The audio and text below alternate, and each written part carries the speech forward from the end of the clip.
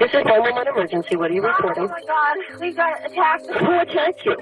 I don't know. You don't know who attacked you? Is that your home? Yeah, I don't know what to do. 19 years ago, on Halloween night in Napa Valley, 3 friends named Lauren, Adriane, and Leslie finished giving out candy to kids in their neighborhood. They had a calm evening at home, watching TV together before going to bed. Around 11 o'clock, Lauren went to sleep, but was suddenly awakened by her dog Chloe barking at the window. A motion sensor outside had been triggered. Turning on a light, Lauren thought it might be a cat from the neighborhood, which had happened before. So she tried not to be too worried and persuaded Chloe to come back to bed. My reaction is basically to quiet her down, so Chloe, it's okay, shh, and told her to lie down again. And then I heard the screamings and cries for help. I knew right away that it was something awful.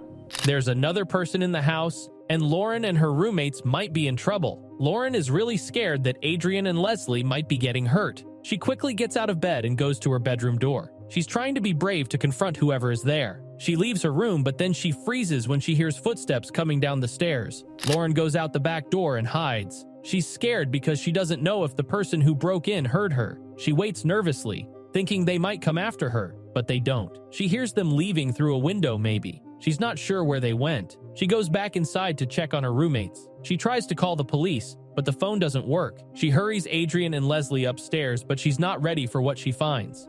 I noticed blood on the walls and everything. It was a horror movie. That's what I thought, exactly what I thought when I was up there.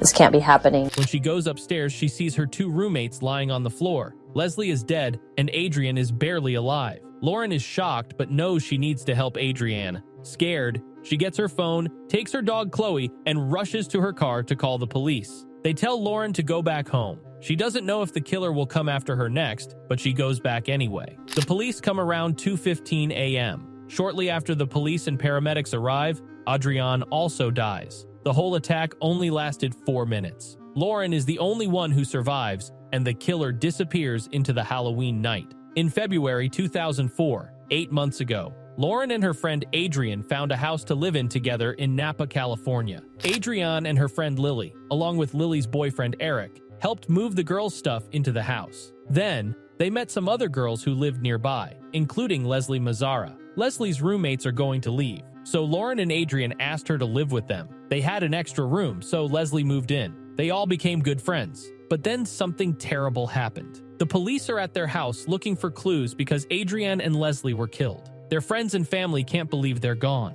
The detectives found blood on the window coverings, where they believe the intruder got into the house. They also discovered zip ties connected by a rubber band and cigarette butts just outside. Since none of the people living there smoked, it's possible the attacker waited outside, smoking before breaking in. They didn't find the weapon used to kill, but both Leslie and Adriane were stabbed many times. The police thought Leslie was probably sleeping when the attack happened, and Adriane rushed in to help her friend. They struggled up to the very end. She did not go down lightly. She was a fighter. She was a scrappy girl. She would have fought very, very hard, and I hope she hurt him.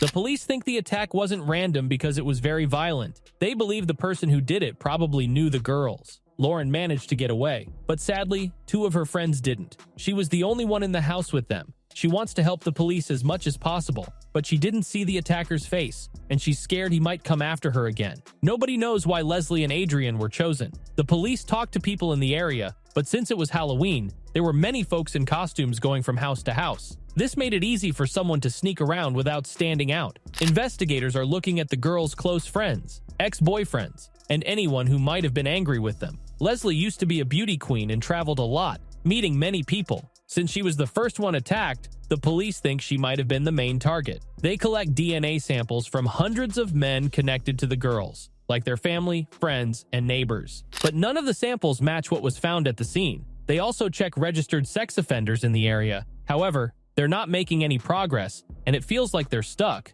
Adriane's mom finds support from Adriane's best friend Lily and Lily's husband Eric. Together, they keep hoping they'll find the person who killed them. It's been many months since the attack, and Lauren is still really shaken up by what happened. She's sad about losing her friends, and she feels really bad because some people don't believe her story. She can't stop feeling guilty and wondering why she survived when her roommates didn't. Plus, since the investigation isn't moving forward, She's scared the attacker might target her again. She's always on edge, thinking they might be lurking nearby. Even though she's been feeling really bad, she's still trying hard to help with the investigation.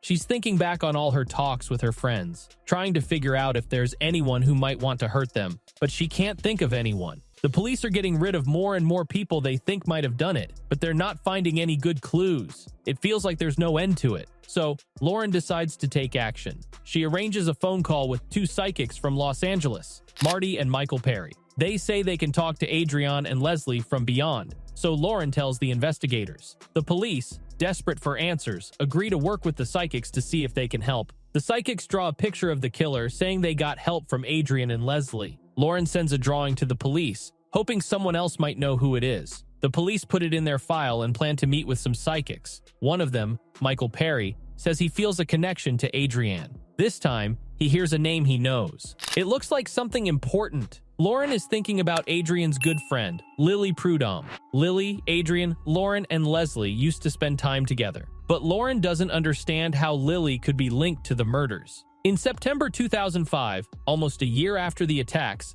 Halloween is coming up again. Families in Napa are scared because the killer is still out there. On September 22nd, the police decided to tell everyone that they found a special type of cigarette butts at the place where the crime happened. These cigarettes are called Camel Turkish Gold. Not many stores sold them, and when they did, they usually only sold a few packs each week. The DNA from the cigarette butts found at the scene matched the killer's blood in the house. Telling everyone what brand of cigarettes the suspect smoked worked out well. It made it seem like the police were getting close to catching him. Because of this, a man gave himself up to the police just 5 days later. The police called Adriane's mom to tell her the news. In February 2005, Eric Koppel got married to Lily, who was Adriane's best friend, 7 months before he surrendered to the authorities. Adriane was supposed to give a speech at their wedding, so they asked Adriane's mom to speak instead. But now, Eric has been arrested for killing Adriane and Leslie. Their friends and family are shocked because he lied to them all along, pretending to be supportive. The police found the person responsible, and it turned out to be someone they didn't expect, who lived nearby. Surprisingly, this person didn't have a history of committing crimes. Investigators discovered that Lily and Eric were at a party on Halloween. Eric drank a lot, and they argued. Lily left Eric at their apartment and stayed at her parents' house for the night, leaving Eric by himself. After the attacks, he burned his clothes to try not to get caught, but he smoked outside the house before going in, and the saliva from his cigarette butts, the blood on the blinds, and his DNA all match. Even though he gave himself up, he didn't say why he killed Adriane and Leslie. During the investigation, the police mostly looked into how Leslie was linked to the person who committed the crime. They thought she was the main person the attacker wanted to harm, but they might have been mistaken. In March 2004, which was 7 months before the attack happened, Lily ended her plans to marry Eric. She did this because Eric had issues with drinking too much, and she was unhappy that he wouldn't try to get better. On December 5, 2006, Eric Koppel admits he did 2 very serious crimes, called first-degree murder. He agrees to a deal with the court. Instead of possibly being sentenced to death, he agrees to a different punishment. The court made this decision after speaking with the families of Adriane and Leslie, who wanted a different outcome for him. At Eric Koppel's punishment, Adriane's mom, Arlene, talks to him directly. She tells him strongly about the bad things he did and how many people he hurt. Eric's wife Lily spoke too. She supported Adriane and Leslie's families. When she talked to Eric, what she said surprised everyone in the courtroom. But Adriane's mom still felt sorry for her. Next, Eric Koppel talks. He says he was scared that his relationship with Lily was breaking. He even tries to make people understand his feelings, crying as he says he really regrets his actions. Eric Koppel got sent to jail forever. Lily left him after he got caught. Adriane and Leslie's loved ones feel better now. The person who hurt them is punished and can't hurt anyone again. It takes a long time to feel better, but today Lauren feels hopeful because she still feels close to Adriane and Leslie. Throughout her life, Leslie cared a lot about stopping child abuse. She worked hard to collect money to build safe places for kids who were hurt by others. In 2010, the Calvary Home for Children made the Mazzara Cottage. They named it after Leslie to remember her. This cottage keeps Leslie's goal going by giving shelter and help to kids who need it. Leslie and Adriane are remembered by their loved ones every day. Their family and friends keep their love and kindness alive by thinking of them. Join us and subscribe to the channel for more updates.